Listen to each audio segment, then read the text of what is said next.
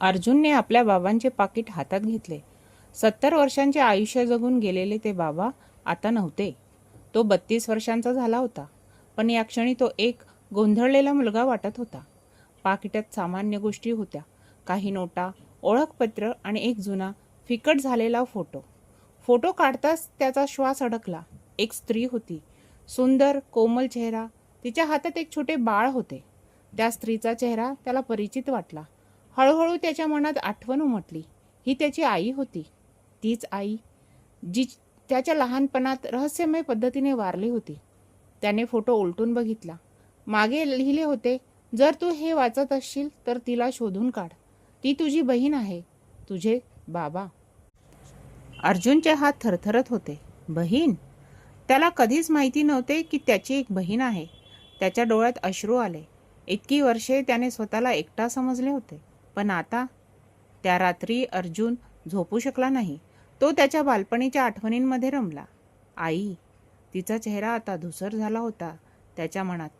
पण तिची उबदार मिठी, तिचे प्रेमळ बोलणे अजूनही स्पष्ट आठवत होते.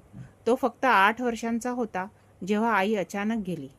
बाबा म्हणाले होते, आई वर गेली आहे आपल्याला आशीर्वाद देण्यासाठी. पण का, कसे, हे कधीच स्पष्ट झाले नव्हते. बाबा या विषयावर बोलायचेच नाहीत. जेव्हा तो विचारायचा तेव्हा बाबा मौन होऊन जायचे किंवा विषय बदलायचे. दुसऱ्या दिवशी सकाळी अर्जुनने निर्णय घेतला. त्याला आपली बहीण शोधून काढायची होती.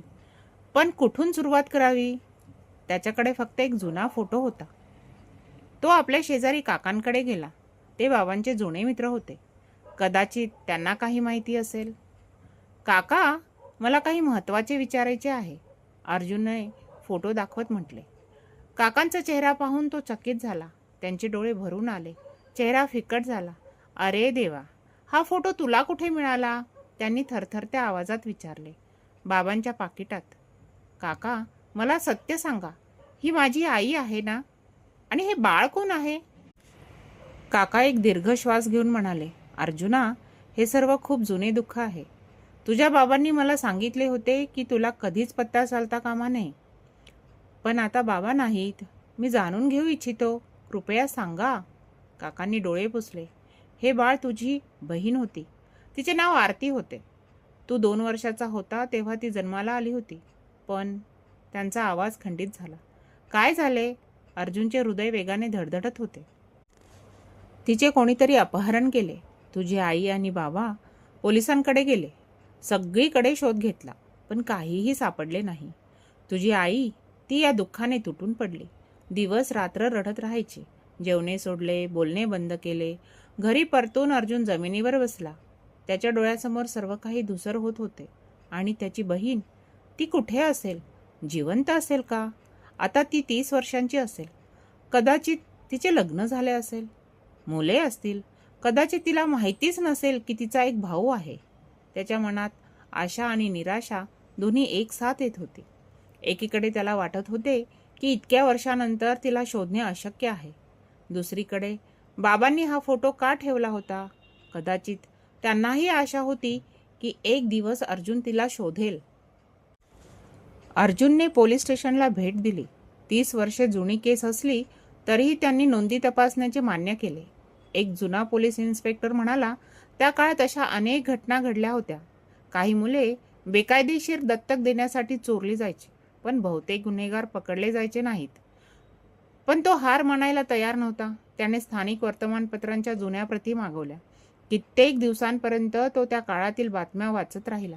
आणि मग त्याला एक लहानशी बातमी सापडली. 2 वर्षीय मुलगी बेपत्ता. पोलिसांनी तपास सुरू केली. बातमीत त्याच्या घराचा पत्ता होता. त्याच्या आईबाबांची नावे सुद्धा होती आणि मुलीचे नाव आरती. या बातमीच्या खाली एक छोटासा परिच्छेद होता ज्याच्यावर त्याचे लक्ष गेले. या प्रकरणी एक साक्षीदार म्हणतो की त्याने एक संशयास्पद व्यक्तीला मुलीसह जाताना पाहिले आहे. तो व्यक्ती कोल्हापूरच्या दिशेने गेला असावा. कोल्हापूर? हा तो पहिला ठोस सूत्र होता. अर्जुनने तत्काळ कोल्हापुरात जाण्याचा निर्णय घेतला. कोल्हापुरात त्याने स्थानिक पोलिसांशी संपर्क साधला. एक जुने हवालदार म्हणाले, त्या काळात येथे एक गुप्त दत्तक केंद्र चालवले जात होते. अनेक अपहरण झालेली मुले तिथे आणली जायची. आणि नंतर पैसे घेऊन दुसऱ्या कुटुंबांना दिली जायची. ते केंद्र कुठे होते? बंद झाले आहे. पण त्यावेळी तेथे काम करणारी एक महिला अजूनही जिवंत आहे. कदाचित तिला काही आठवत असेल. सुनीता ताई आता 70 वर्षांच्या होत्या.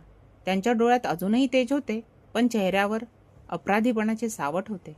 मुला, त्या काळात आम्ही चुकीचे काम करत होतो हे मला माहिती होते, त्या म्हणाल्या.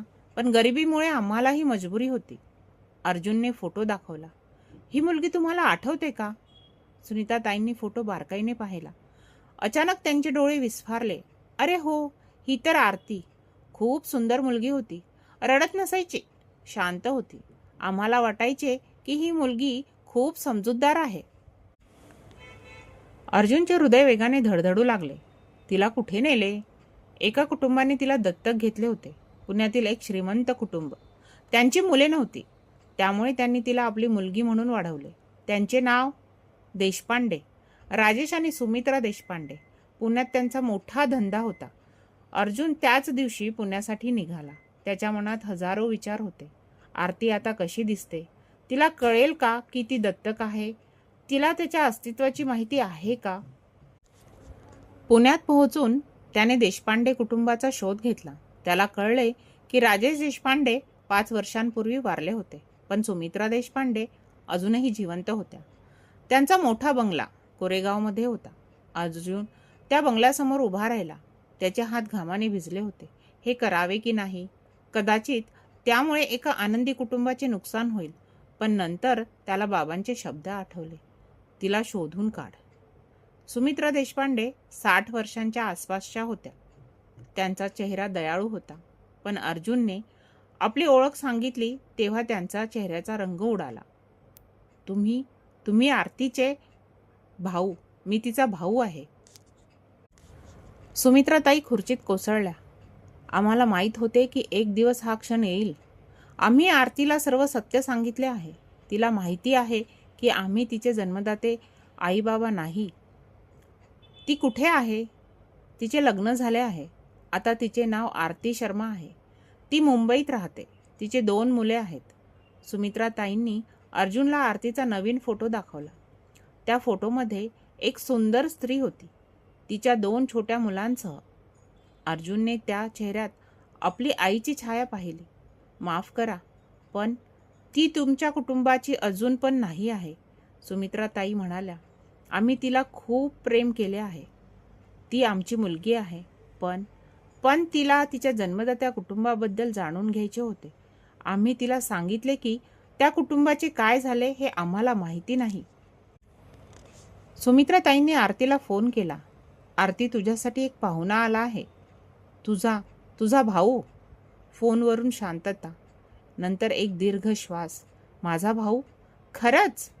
होय, त्याचे नाव अर्जुन आहे. तो तुझा शोध घेत होता. मी येते, लगेच येते. 3 तासानंतर एक कार बंगल्यासमोर थांबली. अर्जुन खिडकीतून बाहेर पाहत होता. एक स्त्री बाहेर आली. तिचे केस लांब, डोळे मोठे, चेहरा त्याच्या आईसारखा. आरती घराच्या दारात उभी राहिली. तिचे डोळे अर्जुनला शोधत होते. दोघेही एकमेकांकडे पाहत होते, काही बोलत नव्हते. अर्जुनने हळुवारपणे आईचा फोटो काढला आणि आरतीने फोटो पाहिला आणि तिच्या डोळ्यात अश्रू आले. ही आपली आई आहे? तिने विचारले. होय, तुझी आणि माझी आई. आणि मग 30 वर्षांचे अंतर, 30 वर्षांचा वियोग एका क्षणात संपले. ते दोघे अनेक तास बोलले. अर्जुनने तिला सर्व सत्य सांगितले. आईबद्दल, बाबांच्या मौनतेबद्दल, त्याच्या एकाकी बालपणाबद्दल. आरतीने सांगितले की तिला नेहमीच वाटायचे की तिचे काहीतरी गहाळ झाले आहे. मला वाटायचे की कुठेतरी माझे खरे कुटुंब आहे. आई बाबा म्हणजे देशपांडे काका आत्या यांनी मला खूप प्रेम केले, पण तरीही एक रिकामेपणा होता. मलाही असेच वाटायचे, अर्जुनने म्हटले. जणू काही माझा अर्धा भाग गहाळ आहे. आरतीने आपल्या मुलांचे फोटो दाखवले. हा राहुल 7 वर्षांचा आणि ही प्रिया 4 वर्षांची. त्यांना त्यांचा मामा मिळाला आहे. अर्जुनचे डोळे भरून आले.